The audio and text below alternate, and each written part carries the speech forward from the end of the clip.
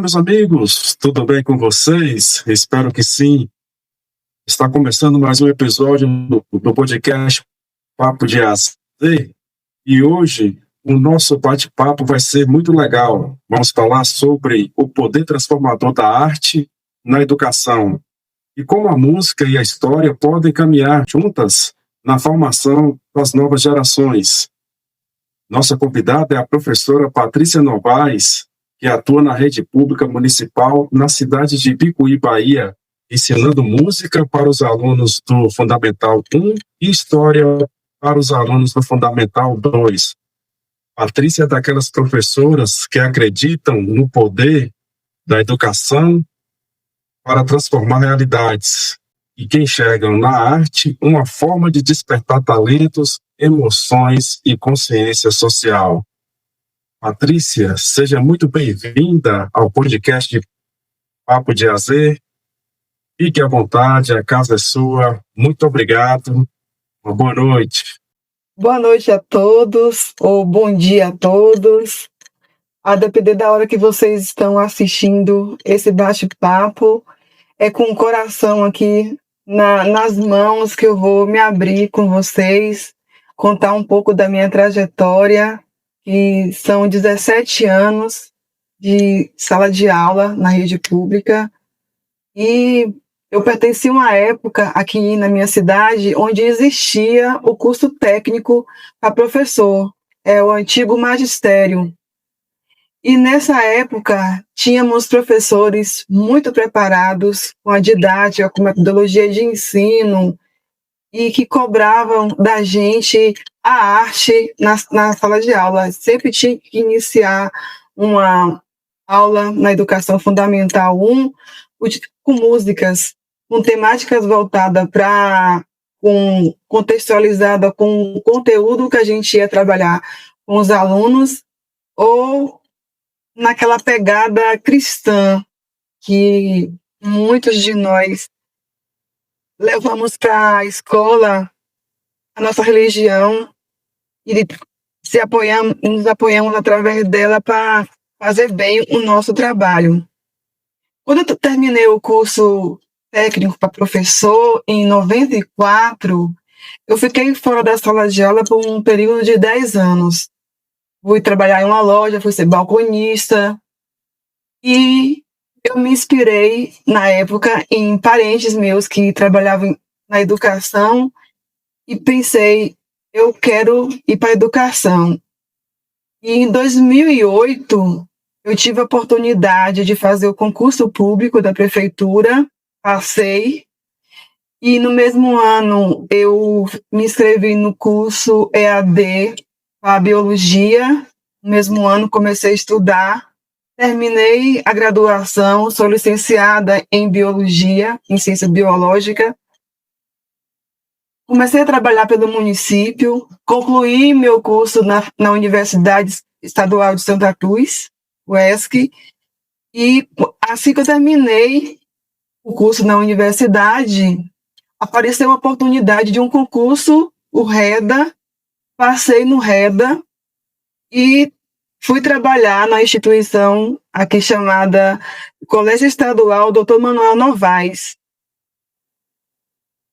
E foi uma experiência maravilhosa, porque eu tive a honra de trabalhar com professores maravilhosos. Eu estou falando tive a honra porque no início desse ano completei quase 9 anos de contrato pelo Estado e não pôde ser renovado mais.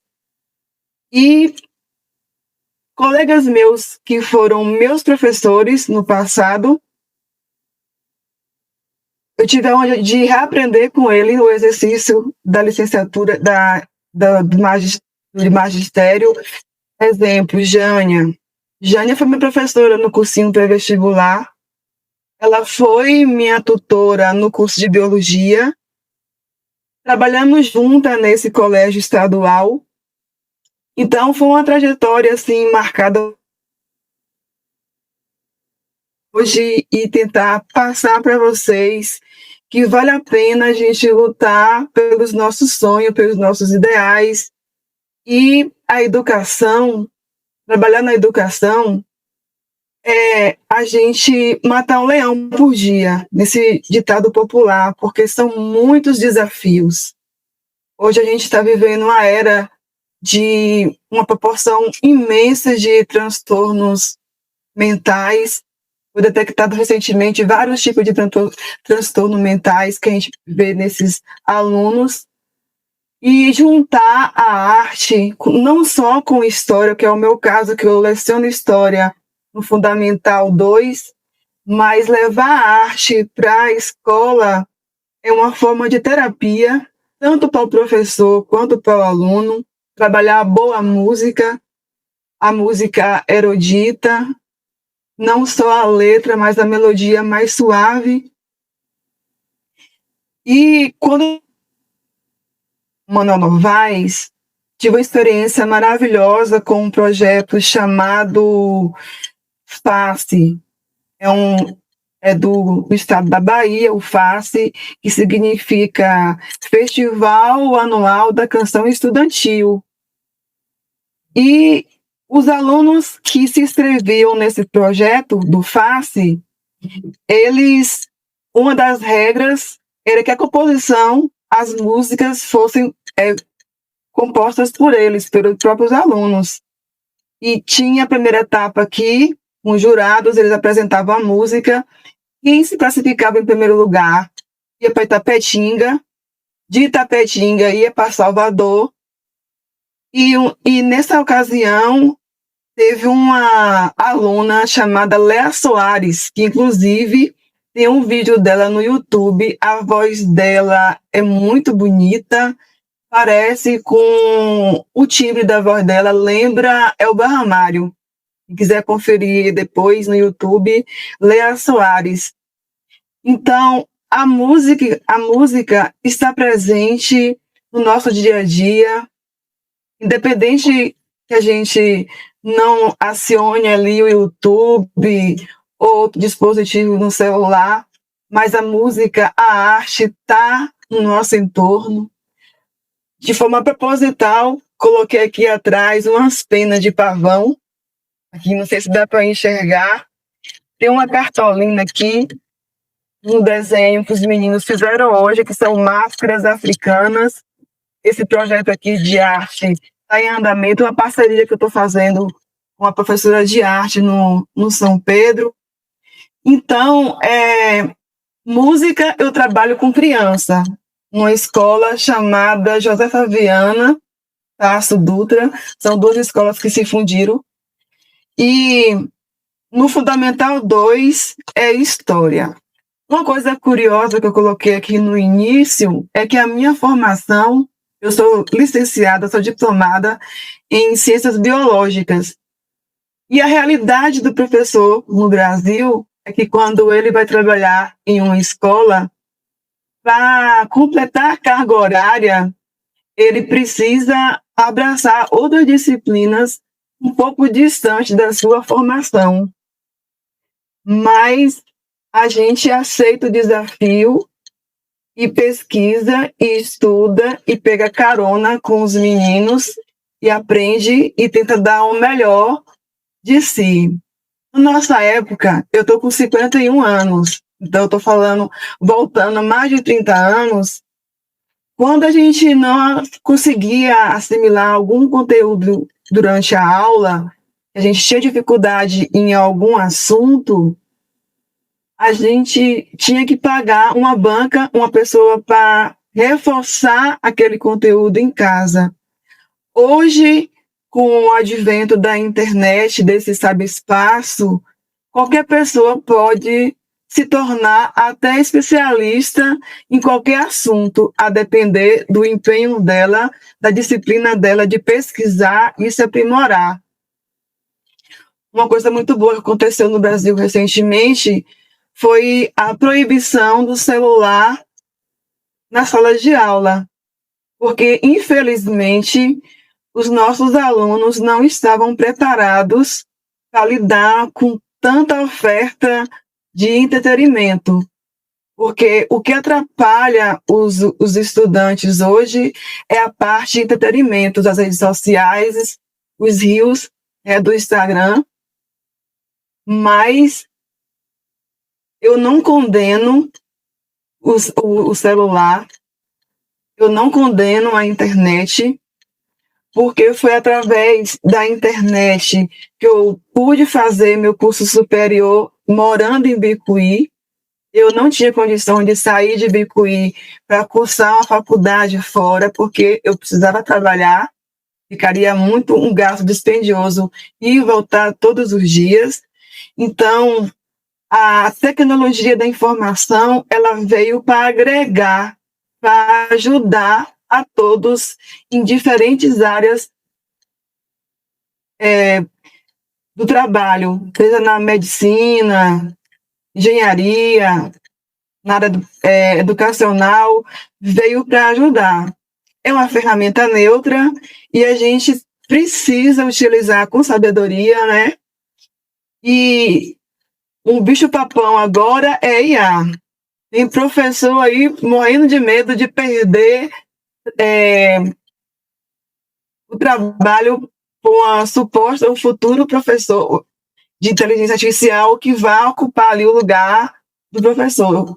Eu falo abertamente para vocês que eu gosto de tecnologia, não me sinto ameaçada por ela, muito pelo contrário, eu gosto. Nas minhas aulas de música, eu levo os equipamentos para a sala de aula, levo data show, notebook, coloco o som no Bluetooth e executo lá a música várias e várias vezes até o aluno entender a proposta e assimilando a mensagem da música. E é dessa forma que eu trabalho na parte da música.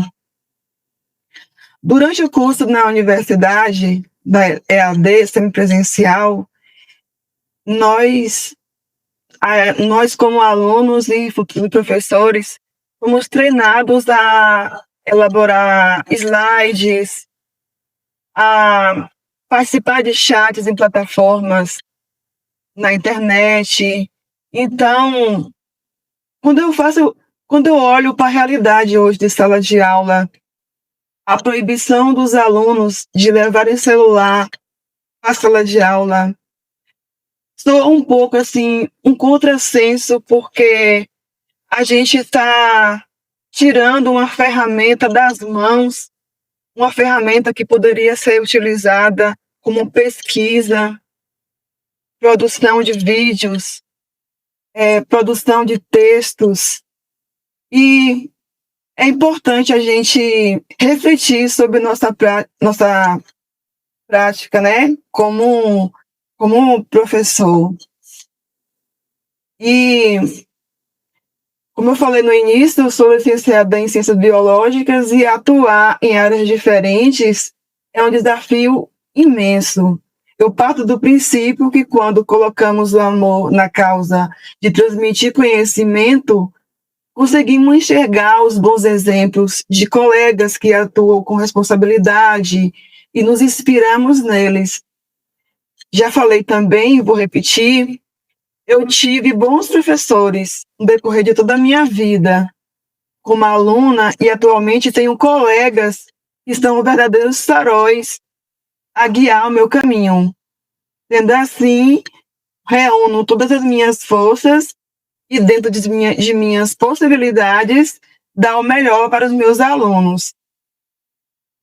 A música é uma ferramenta tão poderosa de comunicação e transmissão de sentimentos, de valores, e nesse caso de conhecimento, e andei pesquisando também que durante a Segunda Guerra Mundial, uns músicos profissionais e semiprofissionais, eles testaram o efeito da música em pacientes e o resultado foi positivo. Daí, e nos Estados Unidos, não lembro qual foi o estado, foi fundada a musicoterapia. Então, existem certos tipos de músicas que ela atuam em regiões do nosso cérebro que proporciona bom-estar, um equilíbrio emocional. E às vezes uma sala está muito agitada por vários fatores que a gente desconhece, a gente não sabe a realidade de cada aluno. Podemos recorrer a uma música do gênero New Age, no caso de Enya. Gosto muito de Enya, já vivenciei uma experiência esse ano. Eu levei Enya para as crianças, o videoclipe Suave, e vi a transformação no olhar, no gesto delas. A sala ficou calma, e isso prova que a música tem esse efeito nas pessoas, de trazer calmaria, bem-estar. Então existe a musicoterapia. Muita gente não sabe, não conhece. Há alguns anos, um amigo me convidou para participar de um festival de poesia em Botirama. Ele é poeta, Antônio Lúcio Galvão Dias, Lúcio, e ele declamou um poema lá, e na mesa que formava os jurados, tinha uma pessoa formada em música. Eu fiquei encantada, e ela trabalhava com musicoterapia, que é uma coisa para nós aqui nova e que precisa ser utilizada como um recurso didático em todas as disciplinas. Então, no ensino fundamental 1, que são crianças a partir de 6 anos de idade, eu escolho as músicas apropriadas para essa faixa etária. Levo para a sala de aula aparelho, como eu falei, caixa de som. E é vergonhoso dizer que nesse dia o trabalho que eu aprendi a cantar o hino de Bicuí. Muitos de nós aqui, professores, a gente não sabia cantar o hino de Bicuí. E foi nessa oportunidade de dar aula, de lecionar música, que eu senti na obrigação moral de aprender o hino do nosso saudoso Carlinhos Veloso. O hino de Bicuí, que, diga-se de passagem, que é muito linda a letra, parece uma linda homenagem à letra, à música. É lamentável dizer e compartilhar com vocês as aberrações que a gente ouve atualmente. Ibicuí é tida como uma capital do forró.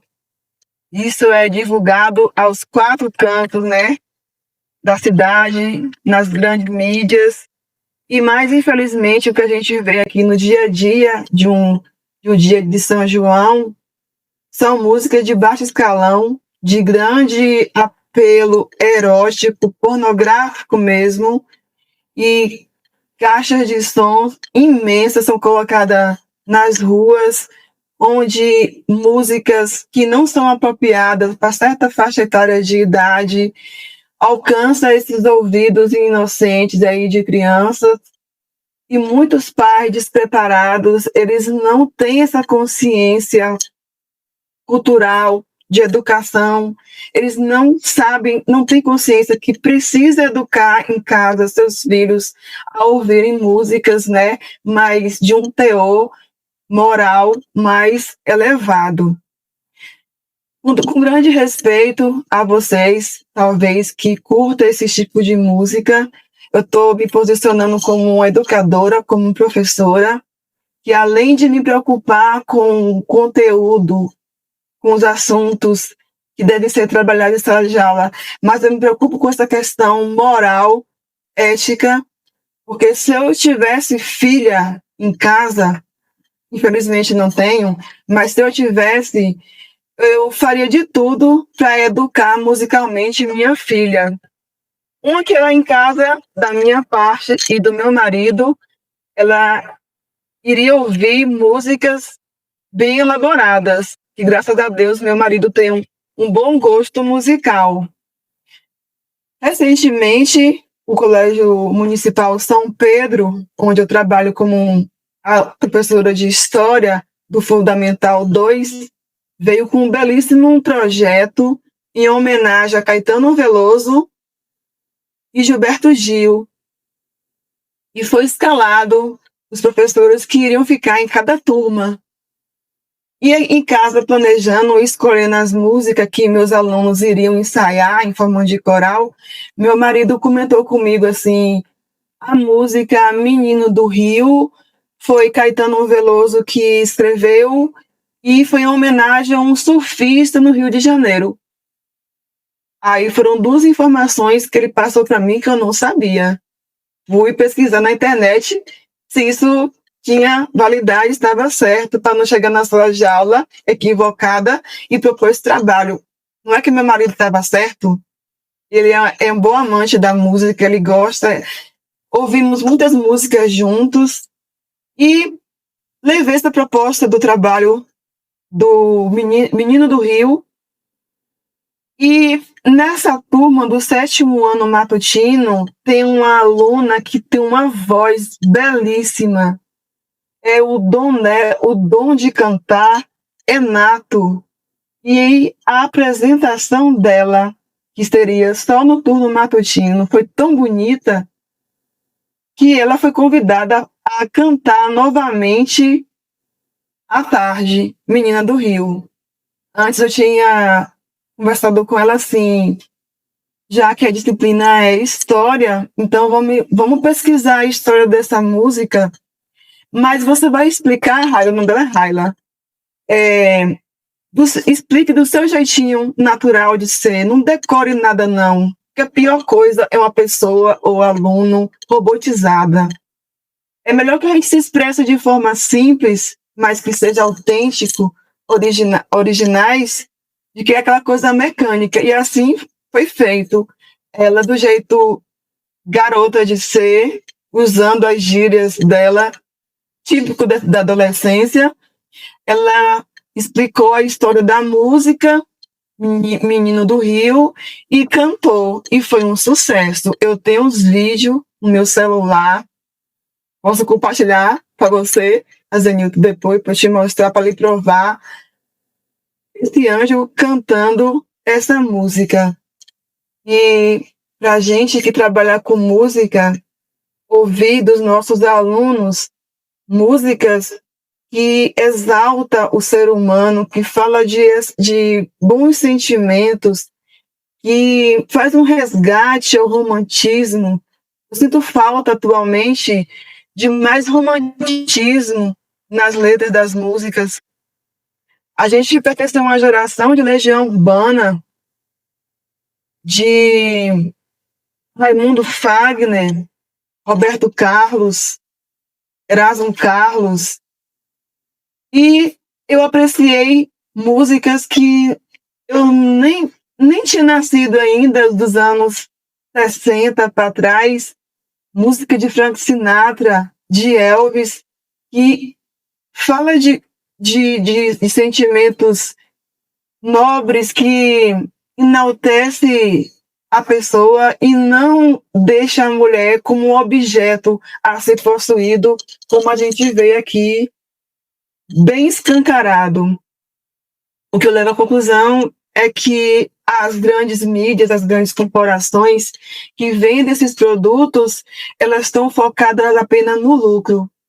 Eu pertenci a uma geração que a música era censurada quando não oferecia qualidade.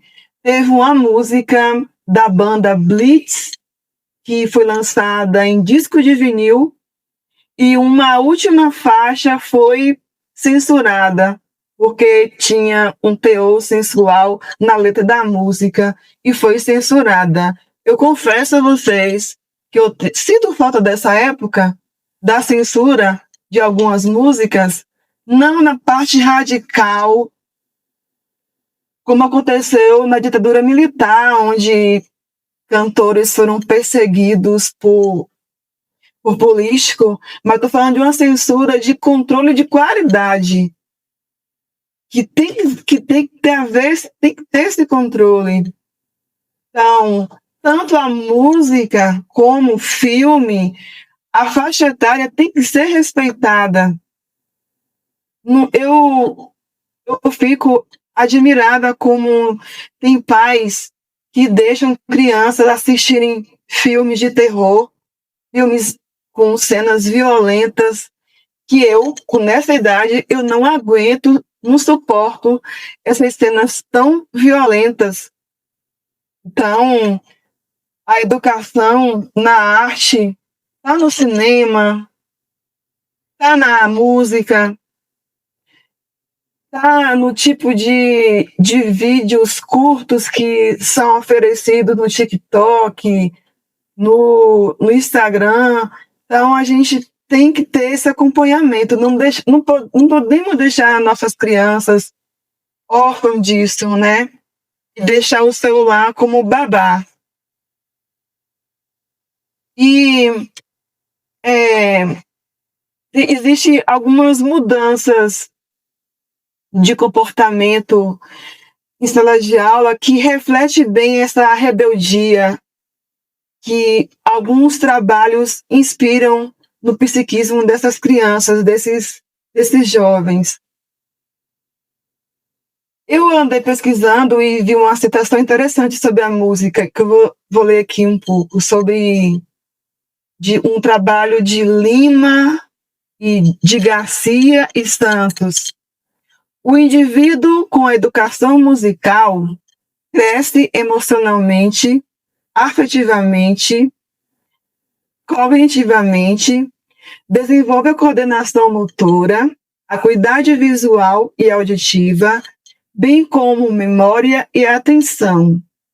Então, nessa citação aqui, fala da coordenação motora. Recentemente, eu levei para as minhas crianças do Fundamental 1 uma música de Xuxa que envolvia movimentos dos braços, colocava as mãos na cabeça, na cintura. Então, essa parte de movimentar para a criança é importante desenvolver a coordenação motora da criança, a música. E tinha momentos que a criança tinha que ficar parada, colocava a perna para frente, perna para trás. É uma música de estátua. Quem tem criança aí em casa já deve conhecer essa música de Xuxa, Estátua, que foi um sucesso. A gente produziu um vídeo, ensaiamos a coreografia na sala, e eu publiquei esse vídeo no meu story no Instagram, porque não por questão de vaidade. E se eu tivesse, não tinha problema nenhum com isso. Se alguém me falasse que eu sou vaidosa no que eu faço, lido de boa com isso. Mas para mostrar à comunidade o que a gente está produzindo dentro da sala de aula. Como a gente está trabalhando com os filhos dele. Hoje cedo, num trabalho de história, tinham grupos formados na sala produzindo cartazes e eu pedi permissão. Eu posso tirar uma foto aqui para mostrar à comunidade o que estamos produzindo aqui na sala de aula? Aí muitos alunos chamam a gente de tia, né? Ô tia, pode? Aí eu respeitei esse momento conflituoso que está em debate aí sobre a exposição de crianças nas redes sociais. Eu estou tendo cautela sobre isso. Eu tirei a foto apenas da cartolina sobre a mesa, as mãos das crianças escrevendo e poupei os rostos das crianças, para não expor assim na internet. Então, o que é bonito vale a pena mostrar, para inspirar as outras pessoas. Essa paixão na arte de educar, de ensinar, a gente tem que registrar, a gente tem que compartilhar com o que deu certo.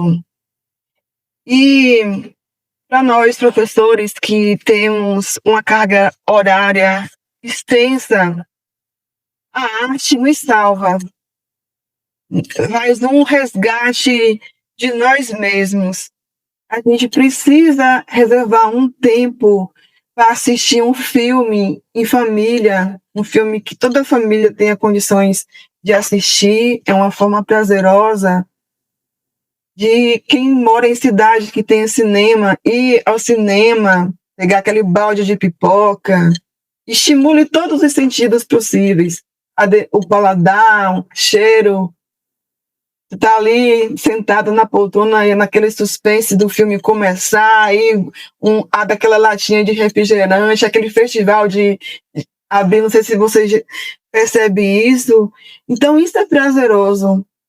Isso faz bem para nossa alma, né? Porque, ai desse mundo, se não fosse a arte. A gente passou por um momento tão difícil na pandemia, que ficamos isolados dentro de casa. Eu e meu marido, eu até relembrei hoje com ele, maratonamos Grey's Anatomy, uma série que fala do dia a dia em um hospital. Então a arte tem esse poder, né, de nos momentos mais cruciais da nossa vida, difíceis da nossa vida, de nos transmitir esperança, força. E ainda sobre o cinema, no filme Titanic, no finalzinho do filme, quando muita gente já estava sucumbindo ali, os músicos não se entregaram, eles decidiram morrer tocando violino. Navio afundando, pessoas gritando de um lado para o outro, e os músicos lá, até o último momento, executando o que eles sabiam fazer de melhor, tocar aqueles instrumentos de corda. Então, Paty, você trouxe um pouco da sua história, né, da sua trajetória, muito bonita, essa trajetória sua na educação. Discorreu assim, um pouquinho da sua história, entregou sua idade. Sinceramente, eu digo de coração para você que eu não tenho problema em falar a minha idade. Sabe por quê? Porque todos os anos que eu pude, eu vivi com intensidade. Eu fui criada na fazenda, eu tive infância, eu tomei banho de chuva, tomei banho de rio, andei descalça, pisando em cocô de vaca. Então, eu tive infância, eu vivi bem todas as fases da minha vida. Então, eu acho bobagem a gente não aceitar o envelhecimento. Graças a Deus, a gente está vivendo. A gente tem que ser grato por viver tanto. Assim, agora, os cabelos brancos eu escondo. Minha idade não, só meus cabelos brancos. Mas muito bem, assim, a trajetória sua, eu conheci uma parte dessa trajetória sua no tempo que eu morei aí em Bicuí, e posso assegurar que realmente é muito bonita essa história sua. Obrigada, Zenilton. Eu tenho boas recordações da sua atuação junto a Carlinhos Veloso aqui na causa cristã, né, da Igreja Católica, né? Que, por falar em Igreja Católica, eu vou exibir um filme com os alunos do Fundamental 2, sobre Lutero. Como Lutero foi importante, né? A gente já trabalhou esse assunto na sala de aula e eles vão revisar com o filme Lutero.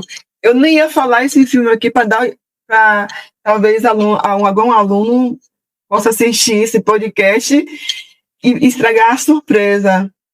Mas eu estou bem animada com esse projeto. Eu planejei atividades avaliativas após a exibição do filme. Vão ser 3 turmas de 7º ano A, B e C. Um casal por turma vai responder uma atividade com questões abertas, discursivas, e vai haver uma pontuação nessa atividade. O casal que conseguir a maior pontuação vai ganhar 2 caixas de chocolate Garoto. E essa proposta desse mimo no final do filme é para incentivar que eles prestem atenção no filme para evitar a conversação paralela, que leve a sério, porque é comprovado pelos psicólogos que os jovens de hoje, eles têm problema com concentração. Tanto que o que eles conseguem assistir são vídeos curtos de, no máximo, 2 minutos. Eu também me preocupo com a questão do cinema, porque tem filmes de 2 horas. Não é o caso. Eu escolhi um filme editado, está disponível no YouTube, quem quiser assistir, quem trabalha com história e quer levar para a sala de aula, no YouTube tem disponível Lutero para fins didáticos. Tá assim, Lutero editado para fins didáticos, para ser aplicado em sala de aula. Paty, você falou sobre um pouquinho sobre a questão musical e hoje se produz muita música desagradável, vamos dizer assim. Como você percebe a mudança nas crianças quando elas começam a ter contato com música de qualidade desde cedo? Qual a percepção que você tem? Eu vou falar por mim, assim, primeiro eu vou começar comigo. Fui criada na fazenda e lá o rádio ficava ligado o dia todo. E nessa época a mídia não era corrompida ainda por essas propostas de músicas tão pobres em conteúdo. E as bandas boas faziam sucesso. E eu cresci ouvindo, acompanhando o Kid de Abelha. Eu tenho uma recordação de eu com a Havaiana, com o ouvido coladinho no rádio, para acompanhar o lançamento de Kid de Abelha e os Abóboras Selvagens. Na época tinha esse nome. Então, eu fui adestrada desde criança a ouvir músicas que tenham letras, que tenham sentimento. E eu me identifiquei tanto com Kid de Abelha que quando eu aprendi a tocar violão, eu tenho noção de violão, eu não sei tocar violão, eu tenho noção de violão. E eu toco Kid de Abelha. Então, quando tinha algum evento de festival de música com talentos da região, a gente se reunia na praça, em cima de um caminhão, e aí cantávamos o nosso repertório, e o meu era Kid de Abelha. E é importante que os pais, professores, ao terem a oportunidade de apresentar uma música de qualidade na mensagem da música, o importante é a mensagem, não é nem tanto o ritmo, porque, por exemplo, o funk, a depender da mensagem que ele está passando, a letra que ele está passando, é válido. Passou no Fantástico recentemente que a música gospel cresceu bastante no Brasil. Eu também gosto. Eu sou espírita e amo música gospel. E eu percebi que dentro desse gênero gospel, existem variações de ritmos. Tem forró, tem outros, tem rock, tem bandas de rock que levam o propósito da mensagem cristã. Então, o que está em xeque aqui, o que está em discussão aqui, é a mensagem que a música está passando, nem tanto o ritmo. Quando a criança ela tem contato com a boa música desde cedo, ela é propensa a seguir esse segmento também na fase adulta, tanto que existem estudos científicos que aconselham as mães gestantes a ouvirem músicas clássicas para educar musicalmente o bebê ainda em formação no seu útero. Se quiser pesquisar isso aí para comprovar, fique à vontade. Porque a gente aprende a ter gosto refinado. Vou dar um exemplo. Antes de casar com meu marido, eu só tomava vinho tinto, doce, com açúcar. E ele foi, não, tá errado. O vinho bom é o tinto, sem açúcar. Aí eu fui educando meu paladar. Então, eu eduquei meu paladar.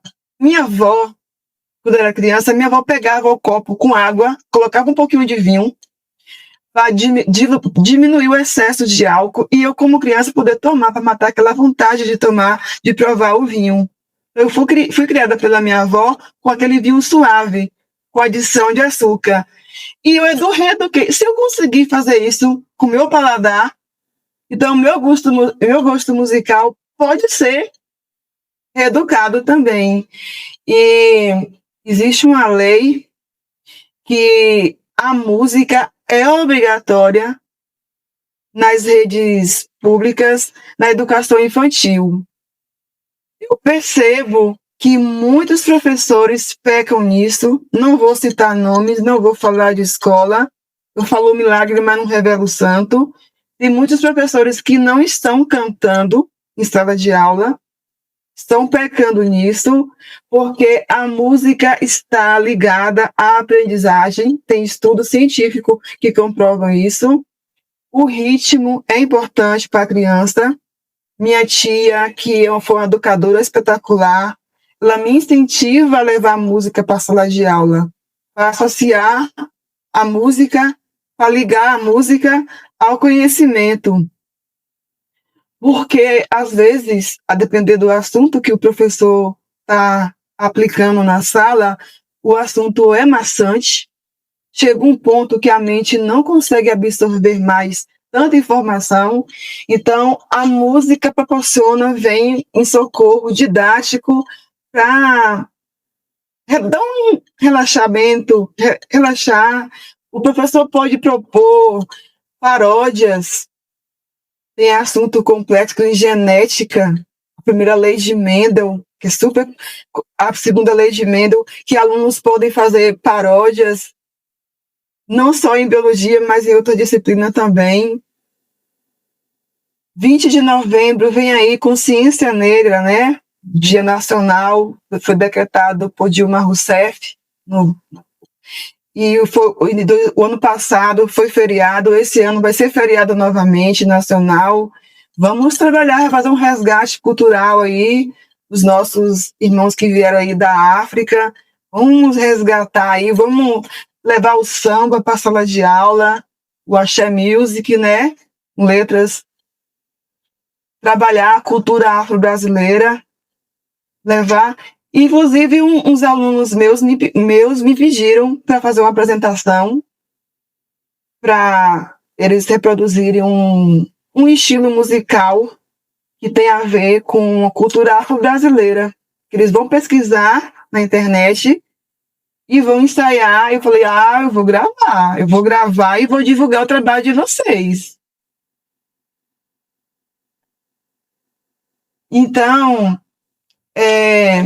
a escola, hoje, ela, além de se preocupar com a questão de conteúdo, de preparar o aluno para a vida profissional, se preocupa também, muitos de nós nos preocupamos com essa questão moral, ética de ser. A gente vê a mulher em muitas músicas como um objeto sexual. A gente recorre a Vinícius de Moraes, aquele romantismo de Vinícius de Moraes, que fala que de amor exalta o amor, aquele romantismo. A gente precisa fazer esse resgate, né? Esse resgate cultural. Então, não é porque eu trabalho só com biologia ou só com história, eu posso trazer a música para despertar esses valores que estão esquecidos aí, e muitos carentes, né, de cuidado. Falar um pouquinho da história, que é uma parte que você também ensina. E aí eu queria ouvir de você, Paty, um pouquinho, assim, a arte e a história se cruzam em muitos momentos. Você costuma usar elementos artísticos, como canções, pinturas ou filmes para tornar as aulas mais vivas? Você já trouxe alguns exemplos. Foi. Então, eu sou cinéfila. Numa certa ocasião, quando eu era aluna, né, do curso de biologia, assisti uma palestra no auditório lá da UESC de um professor, esqueci, da Universidade de São Paulo, uma faculdade muito boa, que eu esqueci o nome, não recordo agora. A palestra dele, de 1 hora, foi sobre falar sobre a importância do cinema na escola. E os filmes que ele indicou foram filmes de ficção científica. E todos os filmes que ele citou, eu anotei, fiz anotações e fiz um álbum no meu Facebook, coloquei lá os resumos, as imagens do filme, coloquei lá. Então, nessa questão de ensinar história e recorrer à arte, que no caso, que eu estou falando aqui do cinema, é importante. Por quê? Porque o conhecimento, ele não se limita a um livro apenas. Se você quer aprofundar, você tem que ir em várias fontes, beber em várias fontes. E, como professor, a gente tem que estimular a curiosidade do aluno, não ficar no raso. Ele precisa aprofundar. 50 minutos de aula é pouco. E até antididático, hoje, atualmente, você usar todos os 50 minutos só falando, explicando o conteúdo, cansa o aluno. Então, a gente precisa recorrer a esses recursos de arte para deixar a aula mais atrativa. Então, eu costumo dizer para os alunos, assim, assistam filmes com bons roteiros, assistam filmes de qualidade, porque vocês aprendem muita coisa de história assistindo filme. Sobre o Holocausto na Alemanha mesmo. Tem filmes maravilhosos. A Lista de Schindler, A Menina que Roubava Livros, qual é o outro? A Vida é Bela, O Menino do Pijama Listrado. São muitos filmes que abordam essa mesma temática. E quando você traz essa telona, as imagens, você proporciona ao aluno a um retorno no passado. Ele se teletransporta ao passado e vivencia, vê aquelas emoções dos artistas, vê o sofrimento daquele povo judeu ali discriminado, perseguido. A gente sente as emoções daquele momento e política, devemos ter cuidado em quem a gente vai escolher para ser nosso representante. Todos nós precisamos estudar e termos cuidado em saber votar, porque quando a gente não tem esse cuidado, toda a sociedade sofre. Nossos direitos são negados, todos os nossos direitos não são respeitados. Então, o aluno, ele tem que discutir política em sala de aula, ele tem que falar abertamente, criar discussões. Aí, o que você está achando desse atual governo? O que precisa melhorar? Então, vamos voltar aqui no passado, e o presidente X, ele errou, e o que o atual está errando.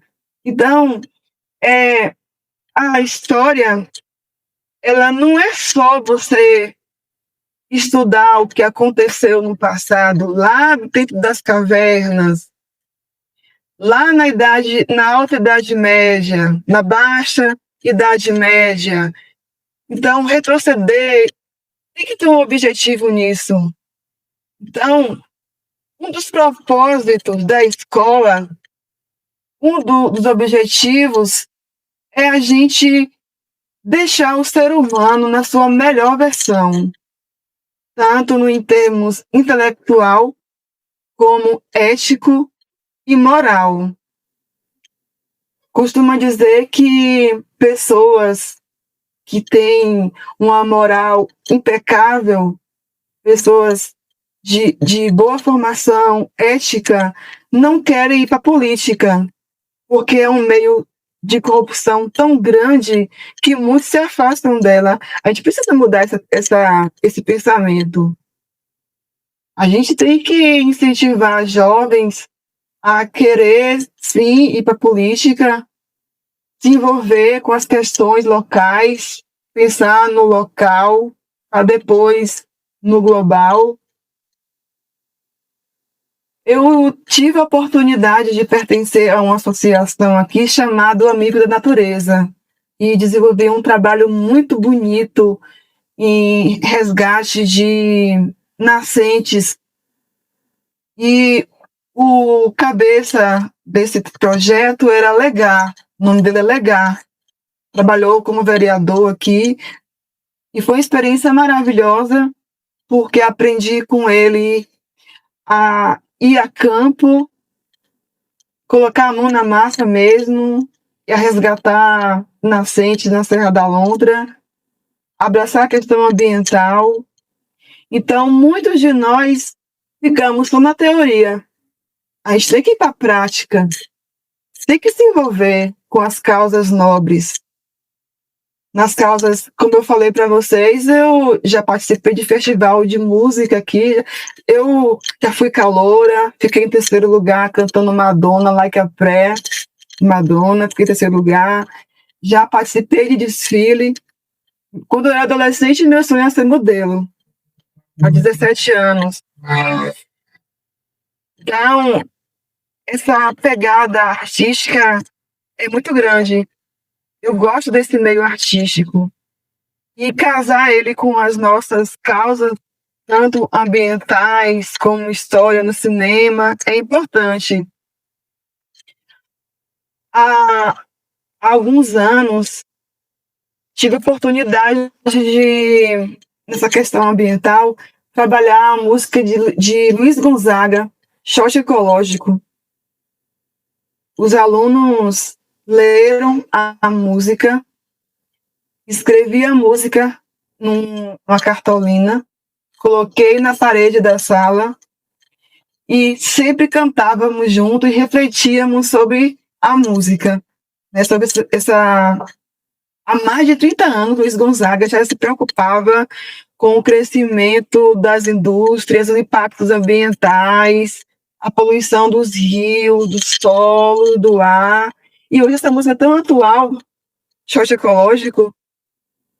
E uma experiência bonita que eu vivi também com as crianças foi uma certa ocasião que estava uma tarde chuvosa e a música remetia à religiosidade, à gratidão a Deus pela água que caía, fecundando a semente na terra. E quando cantávamos essa música, e a letra falava da chuva, da água, dos pingos de água que caíam, ajudando a semente germinar, no meio da sala tinha uma goteira, um balde, a água pingava dentro do balde e a gente ignorou aquele caos da sala e mantivemos um clima assim de gratidão à vida pelo esse elemento tão importante, elemento primordial da vida, a água. E foi assim um momento mágico que eu gosto de reviver. A arte, ela está presente desde a pré-história, quando os homens não se comunicavam verbalmente e eles tiveram a necessidade de alguma forma, se expressar, pintando nas paredes o dia a dia, a caça, até suas angústias, né? Os seus sentimentos, os primeiros sentimentos. Quando o homem começou a observar os sons da natureza, o barulho das águas, do vento. Então, a arte é tão antiga quanto o próprio mundo. Só com o tempo que o homem tirou as vendas dos olhos e descobriu a sua existência, né? O próprio Deus, para quem acredita em Deus, ele é um grande artista.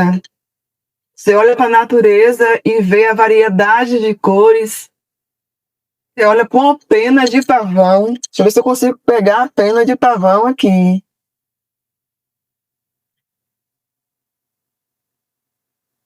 Que coisa mais linda. As cores. Então, biologicamente, quando a gente vai estudar isso aqui na biologia, eles imitam olhos, né? Aos predadores se afastarem. Então, o ser humano, ele tem a arte de imitar, e foi através disso que surgiu a música, a pintura, a representação da natureza.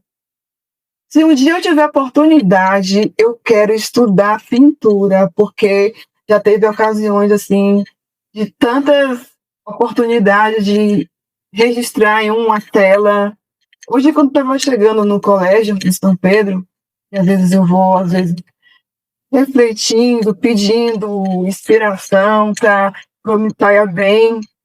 Tinha uma aluna sentada no banco do jardim e a luz refletia sobre ela, os raios solares focavam nela. Eu vi assim, gente, daria uma tela muito bonita, aquela aluna sentada, os raios solares refletindo nela. Então, a poesia, né, nisso, tá em toda parte. Paty, você trouxe um pouco um pouquinho da sua dificuldade, que é de lecionar em rede pública. Mas assim, o que te motiva a continuar em sala de aula? Eu costumo passar para os meus alunos o respeito àquele ambiente da escola e falar assim para os alunos: esse espaço aqui, essa sala de aula, é um lugar tão sagrado quanto a própria igreja, porque aqui está preparando vocês para a vida depois dos muros da escola. Então, partindo dessa linha de raciocínio, eu vejo como é nobre a arte de educar, de ensinar, de transmitir os nossos conhecimentos. Eu vivo a angústia também, às vezes a tristeza, de pertencer a uma classe onde não é valorizada. Nosso país não valoriza o professor como deveria. Mas a gente não deve se apegar a isso, né? A gente tem que levantar a cabeça, dar um novo significado ao nosso trabalho. Ou se isso não está lhe fazendo muito bem, é estudar, prestar concurso para outra área e sair da educação. Porque a gente precisa colocar amor, paixão no que a gente faz. E o resultado é positivo. E quando a gente vai ver outras situações, outras profissões, existem reclamações também. Tem médicos, que é uma profissão de status na sociedade, que eles acham que não ganham bem, pelo tanto que eles trabalham também. É muito relativo, né? Essa questão salarial. Agora, fato é que nós trabalhamos de uma forma muito injusta nessa questão burocrática de planejamento, de AIC, de aplicação de avaliações, provas, salas de aula superlotadas, alunos com vários problemas de transtornos, déficit de aprendizagem, deficiências cognitivas, transtornos mentais. Então, são muitos problemas que acabam nos afetando, né? E eu abraço hoje a minha profissão como uma missão sagrada, concedida pelo Divino, que eu acredito que não estou aqui por acaso, embora eu tenha tido a oportunidade de escolhi estar aqui. E eu não quero abandonar a causa, eu quero me inspirar os meus colegas que fazem do trabalho um sacerdócio e levam a sério. Eu vi que nesse teu programa, né, do podcast, você entrevistou Irineu. Eu tive a oportunidade de trabalhar com o Irineu. Ele escreveu um livro contando a história da minha família, quando os meus antepassados vieram da Paraíba, vieram para cá. É uma pessoa maravilhosa. Ele é uma das pessoas que me inspiram nessa trajetória.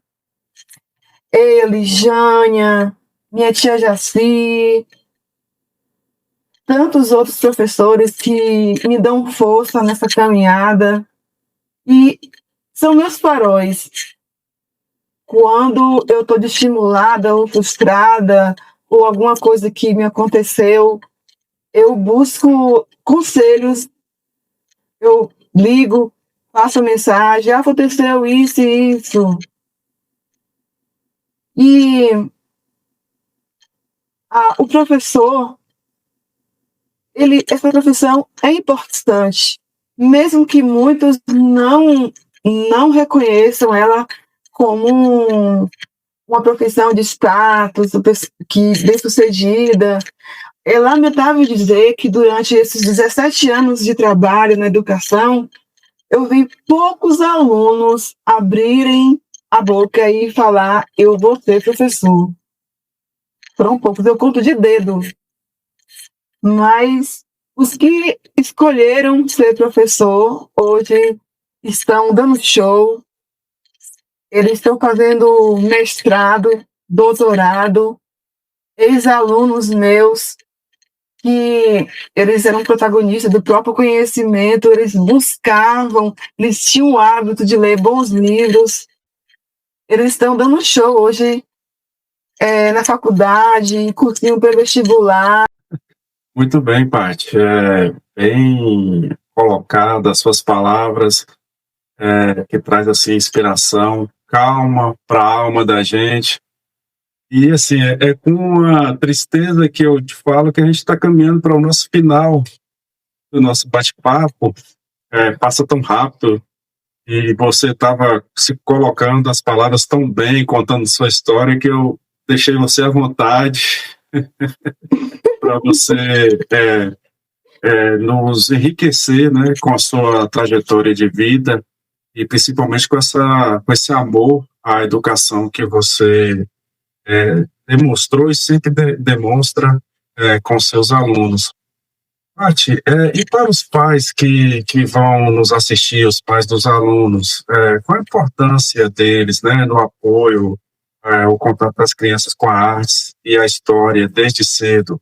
A gente sabe que muitas vezes as famílias não têm muito essa questão de incentivar os filhos.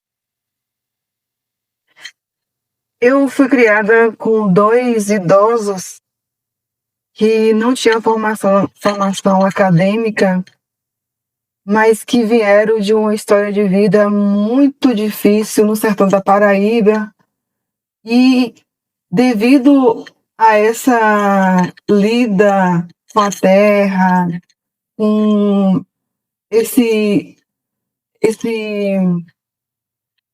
essa carga de experiências que eles tiveram, eles tinham uma sensibilidade para a música. Meu avô tinha uma radiola. Meu avô colocava os discos que eles gostavam de ouvir em casa. Então, eu, quando criança, eu ouvia as músicas que meu avô ouvia. Meu avô, de uma forma indireta, me educou musicalmente. De uma forma indireta. Minha avó, extremamente católica, ela colocava discos de Padre Zezinho. E, de uma forma indireta, minha avó, ouvindo as músicas de Padre Zezinho, eu aprendi a cantar as músicas de Padre Zezinho. Eu, criança, eu me trancava dentro do quarto, pegava a capa do disco, que tinha todas as letras da música, cantava as músicas todinha do disco. Nossos filhos, nossos alunos precisam de espelhos.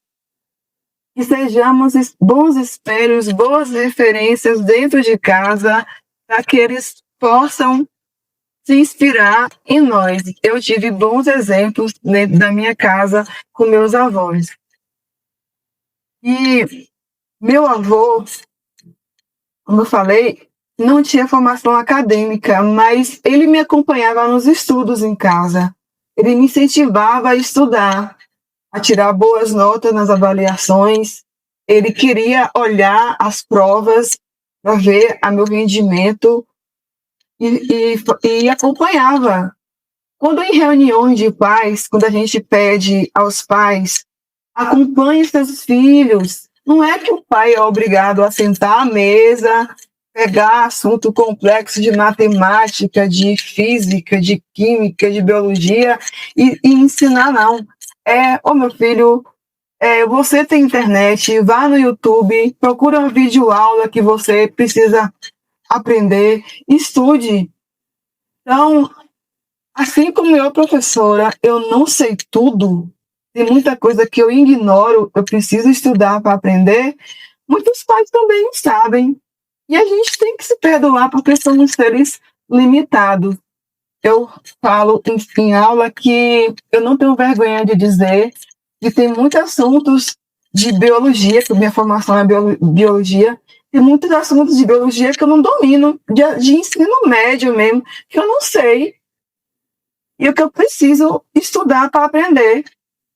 E para evitar que alguma pessoa tenha síndrome de Deus, que acha que sabe tudo, que tem domínio de tudo, aí eu falo, o único ser que sabe tudo é um só, é Deus, mais ninguém. Então, tem universidades por aí que tem professores que têm essa síndrome aí de Deus, vivem numa arrogância absurda. Então, a gente tem que ser humilde, reconhecer nossas limitações e, dentro de nossas possibilidades, ajudar nossos filhos a crescer moralmente, na questão ética também, porque a música é um meio de comunicação poderosíssimo. Existem festas que, a depender da música que estiver passando ali, vai incitar a violência.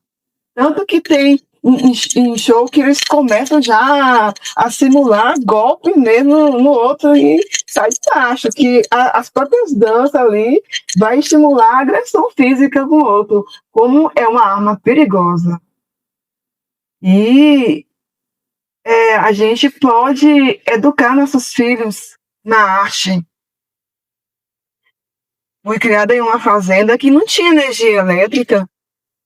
Eu assisti pouco televisão quando eu era criança. Era limitada. Mas o rádio ficava ligado o dia todo, como eu falei no início, aqui do bate-papo. E na minha época, ouvia só músicas boas que as FMs passavam. Então, aprendi por osmose. Professores, colegas de biologia aí, aprendi por osmose, viu? As boas músicas. De tanto ouvir, de pertencer. Então, tem uma teoria que nós somos produtos do meio. É difícil a gente viver em um meio onde a gente não absorva aquilo, né? Então, vamos proporcionar a essas crianças elementos que sejam capazes de desenvolverem nelas a aptidão musical.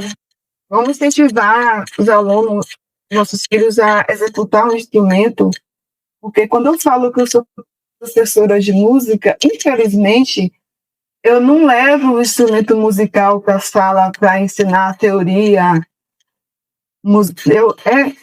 A parte mais de cantar.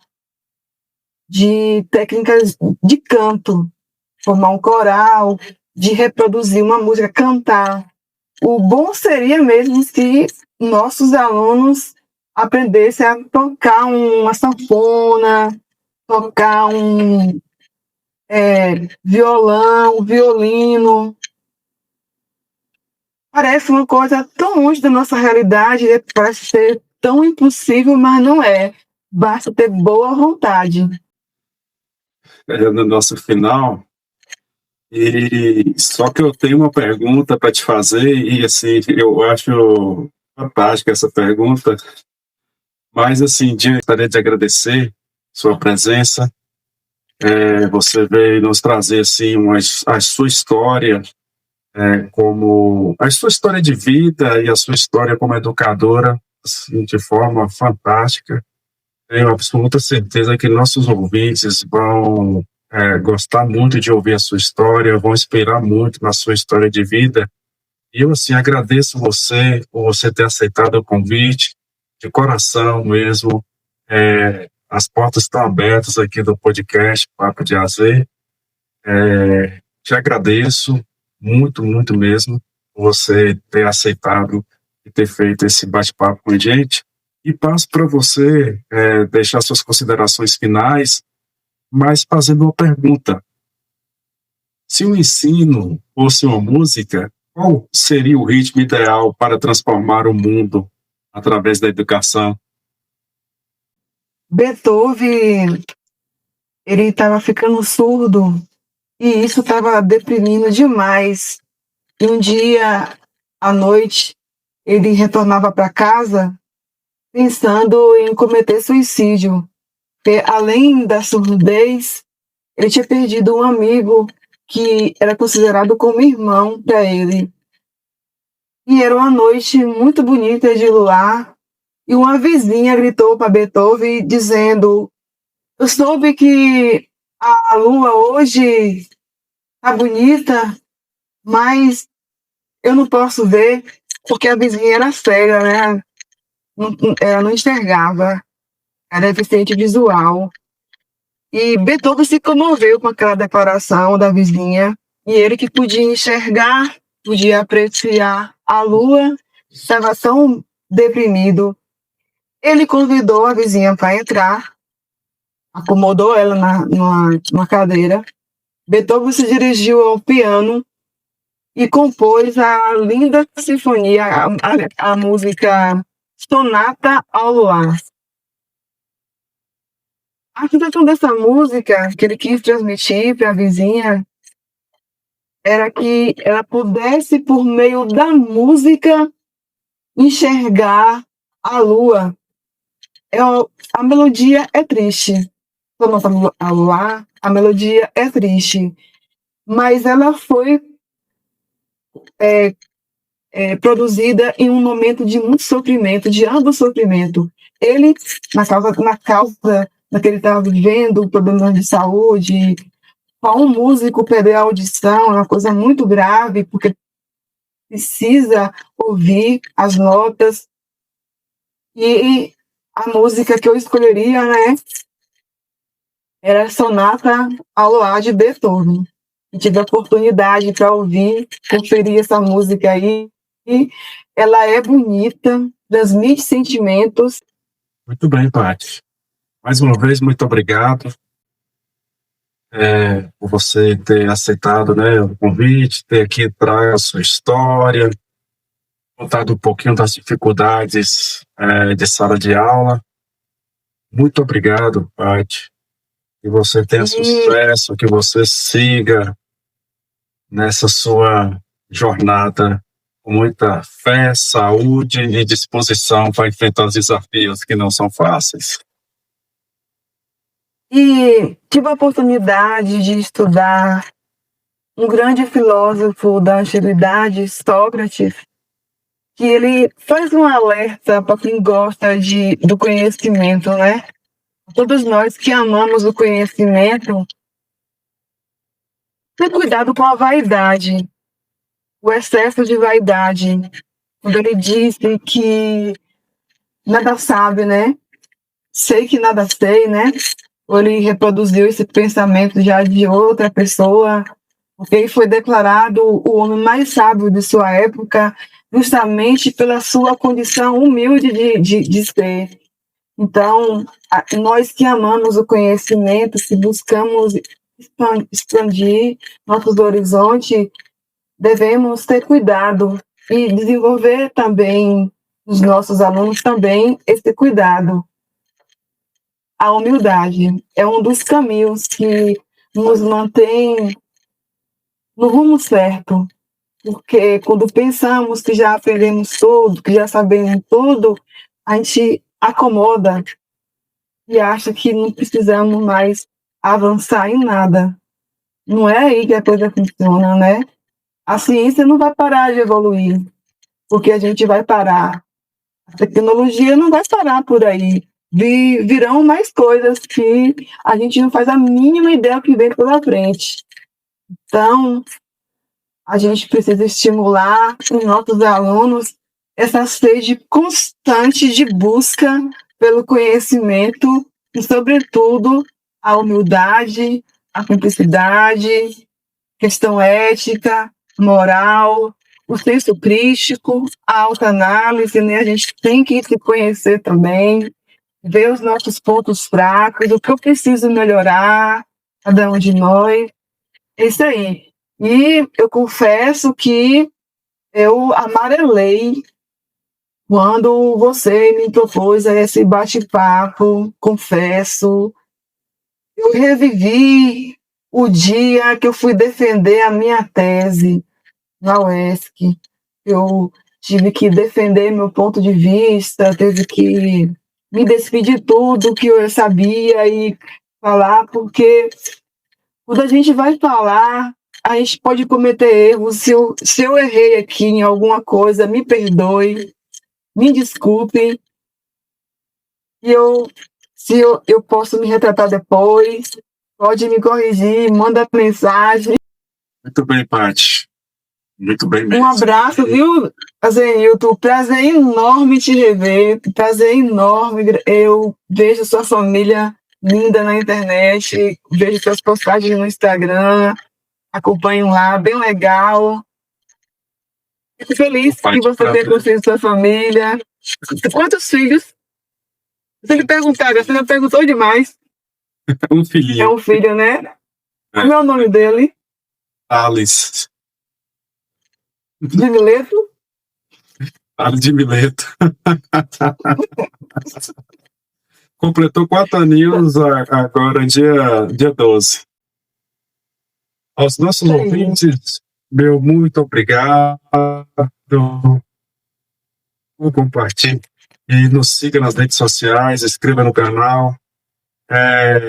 Que se ficou com curiosidade de acompanhar o trabalho de Patrícia, a gente vai estar passando o Instagram dela aqui. Vocês vão lá, segue ela para acompanhar o trabalho e para fortalecer também, deixar uma mensagem de apoio, sempre é bom. Um abraço a todos, fiquem todos na paz, até nosso próximo episódio. Um abraço.